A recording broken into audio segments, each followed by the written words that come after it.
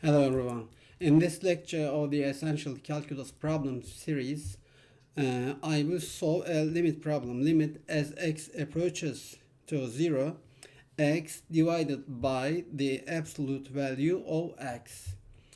I begin by substituting the value directly here. Limit as x approaches 0, x divided by absolute value of x.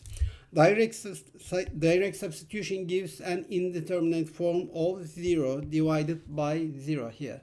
And since direct substitution does not work, we need another approach. And we must compare the one-sided limits here.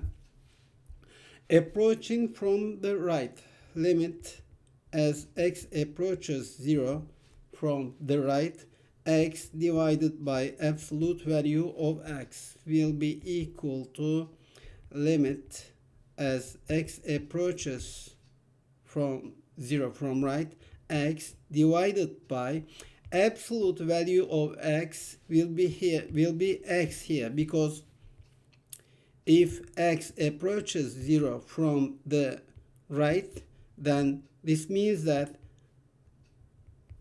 x value is positive here, so the absolute value of x will be x.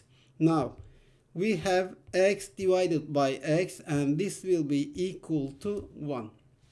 Now approaching from the left, limit as x approaches 0 from the left, x divided by absolute value of x will be here equal to limit as x approaches 0 from the left, x divided by, now absolute value of x here will be negative, so 0 is here.